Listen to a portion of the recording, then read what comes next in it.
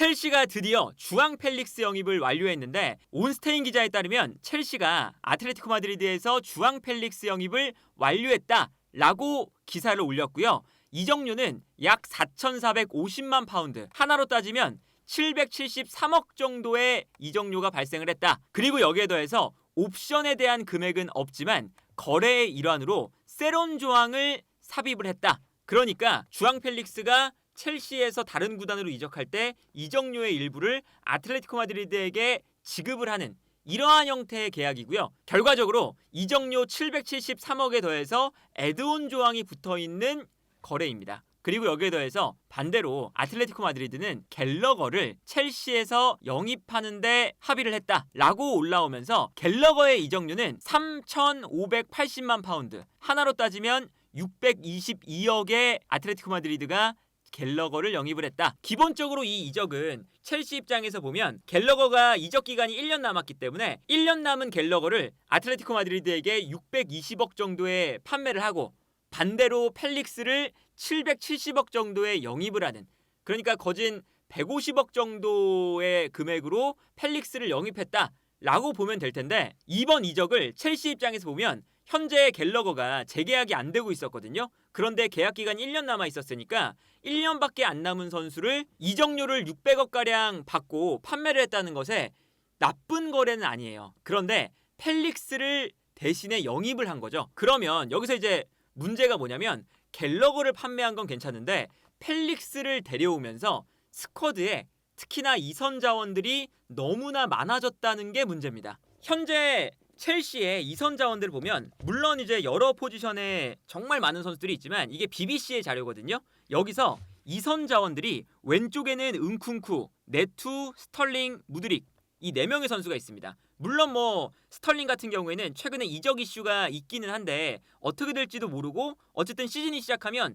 이 4명의 선수가 활용이 분명히 될 만한 선수들이에요. 그리고 공격형 미드필더 자리를 보면 듀스버리호를 제외하면 추쿠에메카도 현재 임대 이야기가 나오고 있고요. 켈리먼이나 안조린 뭐 이런 선수들도 지금 첼시가 떠나보내려는, 그리고 다음 시즌이 시작하면 사실상 활용이 안 될 가능성이 높은 선수들입니다. 그래서 이 선수들은 제외해 놓고 봐야 되고요. 오른쪽 라인은 파머와 마두에케 2명의 선수를 제외하면 사실은 안젤로 가브리엘은 활용이 안 될 선수이기 때문에 오른쪽에 파머와 마두에케 2명, 중앙에는 듀스버리올, 그리고 왼쪽에는 은쿤쿠, 네투, 스털링, 무드릭 이렇게 4명이 있다. 그래서 이선 자원만 보면 현재 7명의 자원이 있다고 봐야 되거든요. 여기에 펠릭스까지 추가가 되는 거죠. 근데 이제 여기서 이제 재밌는 건 지난 경기도 마찬가지지만 엔소 페르난데스도 공격형 미드필더로 뛸 수가 있죠. 그러니까 엔소 페르난데스가 뭐 갤러거가 이제 빠졌지만 미드필더 라인에 카이세도와 라비아 이 2명의 선수가 있는 상황에서 공격형 미드필더로 올라와서 뛸 수가 있는 상황이에요. 그러다 보니까 사실상 펠릭스가 영입이 되면 은쿤쿠, 네투, 스털링, 무드릭, 듀스버리올, 펠릭스, 파머, 마두에케에 더해서 여기에 엔소 페르난데스까지 상황에 따라서는 공격형 미드필더로 뛸 수 있는 그러한 스쿼드가 구성이 되어 있습니다. 다른 포지션을 빼놓고 봐도 이선 라인에 과도하게 많은 선수가 있다는 건 사실이거든요. 그리고 이 과도하게 많은 선수가 사실 주전급 자원이 있고 그리고 백업 자원이 명확하게 나누어져 있는 이러한 상황이면 모르겠는데 주전과 백업의 차이가 그렇게 크지 않아요. 물론 이제 주전급 자원은 오른쪽에서는 파머고요. 중앙에서는 은쿤쿠 혹은 엔소 페르난데스고 왼쪽에서는 네투겠죠. 이 정도 주전급 자원이 있는 거긴 한데 그래도 스털링이나 무드릭, 뭐 듀스버리홀, 마두에케 이런 선수들이 펠릭스도 마찬가지고 그렇다고 해서 백업 자원의 급의 선수들은 또 아니잖아요. 그렇기 때문에 일단 이 이선 자원에 대한 고민이 발생할 수가 있는 거고 여기에 더해서 이 펠릭스의 스타일이 기본적으로는 현재 첼시에서 필요하지 않은 스타일이기 때문에 문제입니다. 어떤 거냐면 펠릭스가 뛰려면 결국에는 은쿤쿠라던가 파머라던가 이런 선수들하고 겹치는 면이 있어요. 세컨드 스트라이커죠. 그리고 설상가상으로 만약에 첼시가 오시멘 같은 정통 9번 공격수를 영입을 하게 되면 잭슨과도 어느 정도 펠릭스가 겹치는 포지션입니다. 세컨드 스트라이커이기 때문에. 그리고 여기에 더해서 펠릭스가 영입한 이적료가 결국엔 770억 정도 되는 금액인데 이 펠릭스를 주전급 자원으로 쓴다라고 생각을 했을 때도 현재 은쿤쿠와 파머가 기본적으로 2선 라인에는 주전 자리에 배치가 될 예정이잖아요. 근데 이런 은쿤쿠와 파머 같은 사실은 공격형 미드필더 내지는 세컨드 스트라이커를 살려주려면 윙어라던가 엔소 페르난데스처럼 아예 미드필더처럼 뛸 수 있는 이런 유형의 선수를 영입하는 게 아니라 펠릭스라는 은쿤쿠와 파머랑 포지션이 겹치는 활동 반경이 겹치는 선수를 사왔다는 게 기본적으로 전술적인 조합을 그렇게까지 고려하지 않고 영입된 게 아니냐 하는 이야기가 나올 수밖에 없는 상황이에요. 어떤 거냐면 현재 첼시의 베스트 11을 생각을 해보면 기본적으로는 2선 라인의 파머와 은쿤쿠 두 명의 선수는 고정이라고 봐야 됩니다. 그래서 네투가 영입이 됐을 때 좋은 건 뭐냐면 네투가 측면을 직선적으로 활용해줄 수 있는 자원이다 보니까 은쿤쿠가 약간 왼쪽으로, 파머는 어차피 접고 들어오니까 파머와 은쿤쿠가 좌우 하프 스페이스에 위치하게 된다는 거죠. 그러면 오른쪽 라인에서 구스토가 올라와주면서, 사실은 구스토 자리에 부상에서 복귀하면 리스 제임스가 나오면서 좌우 측면을 넓게 직선적으로 활용을 해주면 이때 은쿤쿠와 파머가 중앙에서 패스를 뿌려줄 수 있는 자연스럽게 이러한 형태가 만들어지거든요. 그래서 은쿤쿠가 지난 경기에서는 왼쪽으로 나왔잖아요. 이 왼쪽으로 나왔을 때도 기본적으로 왼쪽으로 나올 수 있는 이유가, 지난 경기에서는 엔소 페르난데스가 공격형 미드필더로 나오긴 했었는데 은쿤쿠가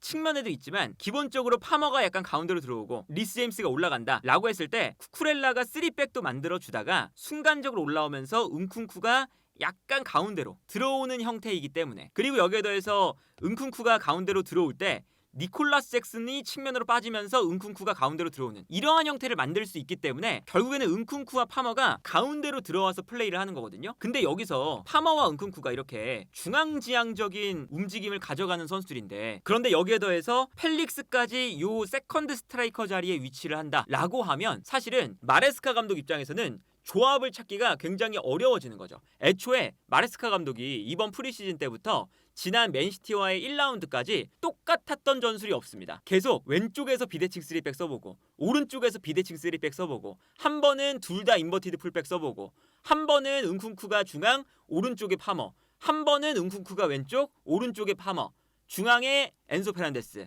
뭐 이런 식으로 계속 조합을 찾고 있어요. 그러니까 워낙에 선수가 많다 보니까 최고의 조합을 찾아야 되고, 여기에 핵심은 어쨌든 2선 라인에서는 은쿤쿠와 파머인 거잖아요. 그래서 이제 파머가 기본적으로 유로가 끝나고 나서 프리시즌 참여가 늦었기 때문에 파머와 은쿤쿠의 공조를 위해서 여러 가지 실험을 하고 있는 단계입니다. 그런데 여기에 펠릭스까지 끼얹는다. 그러면 사실 펠릭스가 기본적으로는 중앙에 위치할 때 이 선수가 경기장을 자유롭게 돌아다니면서 패스를 공급해주고 창의적인 플레이를 하는 유형이잖아요. 그런데 패스를 뿌려주는 건 파머가 가운데로 들어갈 때 파머의 역할과도 일정 부분 겹칩니다. 그리고 은쿤쿠도 가운데로 들어와서 패스를 공급하는 역할을 어느 정도 하다 보니까 은쿤쿠와도 겹치죠. 그리고 심지어는 니콜라스 잭슨이 약간 내려오면서 패스를 공급하고 은쿤쿠가 뛰어들어갈 때도 있어요. 이것도 약간 펠릭스랑 겹치는 게 니콜라스 잭슨하고도 겹치고 은쿤쿠가 공간으로 침투하는 이러한 움직임이 펠릭스의 장점이기도 해요. 세컨드 스트라이커 자리에서 9번 공격수일 때 9번 공격수가 버텨주거나 아니면 수비를 끌고 내려오면 이때 펠릭스가 공간으로 침투해서 득점, 이런 장면 많이 나오거든요. 그러니까 이때 원래는 은쿤쿠가 니콜라스 잭슨 밑에서 볼을 받아서 올라가는 이러한 장면을 지난 경기에도 굉장히 많이 만들었잖아요. 예를 들면 이런 장면이죠. 이 장면을 보면 니콜라스 잭슨이 볼을 잡을 때 은쿤쿠가 잭슨에게 패스를 보내주고 본인은 가운데로 뛰어들어가고 있습니다. 그러면 니콜라스 잭슨이 은쿤쿠에게 패스를 받아서 은쿤쿠에게 내주게 돼요. 그러면 여기서 수비수와 니콜라스 잭슨이 싸워줄 때 은쿤쿠에게 공간이 나는 거잖아요. 그런데 펠릭스가 나오게 되면 이 공간을 본인도 점유하고 싶어 하는 거죠. 그래서 엔소 페르난데스가 지난번에 나왔을 때는 엔소 페르난데스가 볼을 본인이 받으려고 하는 게 아니라 계속 움직여주면서 수비수를 본인의 위치에서 벗어나게끔 만들고 있어요. 그러니까 은쿤쿠가 여기서도 보면 엔소 페르난데스가 측면으로 빠지니까 은쿤쿠가 내려와서 가운데로 들어갈 수가 있는 거거든요. 그런데 여기에 이제 펠릭스가 나오게 된다면 펠릭스는 본인도 가운데로 들어가서 니콜라스 잭슨이 떨어뜨려주는 볼을 받으려고 할 거란 말이죠. 그래서 이 다음 장면을 보면 여기서 이제 은쿤쿠가 잭슨의 패스를 플레이를 받아서 볼을 끌고 움직이는데 이 공간에 엔소 페란데스가 아니라 펠릭스라면 이 공간을 쓰고 싶어 할 거고, 그리고 이 장면도 마찬가지입니다. 이 장면도 니콜라스 잭슨이 후방에서 올라오는 볼을 받아서 순간적으로 올라오는 은쿵쿠에게 리턴 패스를 내줘요. 은쿵쿠가 이 세컨드 스트라이커 역할을 하거든요. 그래서 잭슨이 볼을 받아서 은쿵쿠에게 볼을 넘겨주는 이런 장면이고, 여기서 은쿵쿠가 볼을 끌고 올라갈 때 왼쪽 하프 스페이스는 은쿵쿠, 오른쪽은 파머, 이렇게 두 선수가 양분이 되어 있는 걸 볼 수가 있죠. 그런데 펠릭스가 오게 되면 펠릭스도 요 이선 라인에서 뛰고 싶어하는, 하프 스페이스에서 뛰고 싶어하는 선수이기 때문에 스타일상 세컨드 스트라이커로도 좀 겹치고 공격형 미드필더로도 기존에 있는 선수들과는 겹치는, 특히나 주전 자원들과 겹치는 자원이라는 게 일단 문제인 거죠. 그래서 이 펠릭스가 어쨌든 뭐 첼시 입장에서는 갤러거를 내보냈다 라는 것에 뭐 긍정적인 면도 있겠지만, 펠릭스의 이 유형 자체가 되게 쓰기 까다롭거든요. 그러니까 이런 세컨드 스트라이커 유형이 원래 조건을 어느 정도 맞춰줘야 돼요. 기본적으로 최전방의 9번 공격수가 버텨줘야 떨어뜨려주는 볼을 올라오면서 받을 수가 있고, 그 공간을 확보할 수 있어야 앞을 바라보면서 패스를 찔러줄 수 있고, 그리고 펠릭스가 측면으로 돌아뛰는 플레이를 엄청 잘하지도 않아요. 측면에서 뛸 수 있긴 하지만, 그래서 결국에는 공격수 바로 밑에서 뛰는 자원이거든요. 그런데 이렇게 쓸만한 자원들이 파머도 있고 은쿵쿠도 있다. 그래서 은쿵쿠와 파머도 이 공존을 시키는데 아직까지 실험이 끝나지 않았고, 조합을 지금 마레스카 감독이 열심히 찾고 있는 도중인데, 여기에 쓰기 까다로운 세컨드 스트라이커 주앙 펠릭스를 비싼 가격에 영입을 했다 라는 건 전술적으로는 이해하기가 어려운 결정이다. 사실 이렇게 할 거면 전술적으로만 보면 갤러거가 더 현재 첼시의 이선 자원에 적합한 자원인 거죠. 왜냐하면 갤러거는 기본적인 활동량, 경기장을 계속 쏟아니면서 상대를 압박하고 오프 더블 플레이 가져가고 이런 자원이잖아요. 투박하지만. 그러면 갤러거가 계속 움직이면서 파머나 은쿵쿠가 플레이할 수 있는 공간을 만들어주는 이 조합이 가능하거든요. 그런데 펠릭스는 이렇게 갤러거처럼 움직이는 게 아니라 파머나 은쿵쿠처럼 누군가 공간을 만들어줬을 때 더 잘하는 유형이에요. 그리고 심지어 파머나 은쿵쿠보다 볼이 없을 때의 움직임이 더 둔한 선수죠. 측면으로 빠져나간다거나 아니면 본인이 볼을 가지고 있지 않을 때 동료 선수에게 공간을 만들어주는 움직임, 이런 것들을 은쿵쿠나 파머보다 더 수행을 못하는 선수가 펠릭스거든요. 그리고 쓰기 까다로우니까 현재 아틀레티코 마드리드에서도 결국엔 내보내고 싶어하는 자원인 거잖아요. 물론 트러블도 많았고. 그래서 굳이 첼시가 펠릭스를 영입을 하는 게 맞는 결정이었냐. 그리고 이제 펠릭스의 계약 기간도 심지어 굉장히 깁니다. 펠릭스의 계약 기간이 6년이에요. 6년에다가 심지어는 12개월 추가 연장 옵션, 7년까지도 늘어날 수가 있어요. 계약 기간도 심지어 매우 긴 선수. 그리고 펠릭스가 라커룸에서의 문제도 좀 있었던 선수이기 때문에 태도의 문제도 지금 있는 상황인데, 여러 가지 리스크가 있는 선수를,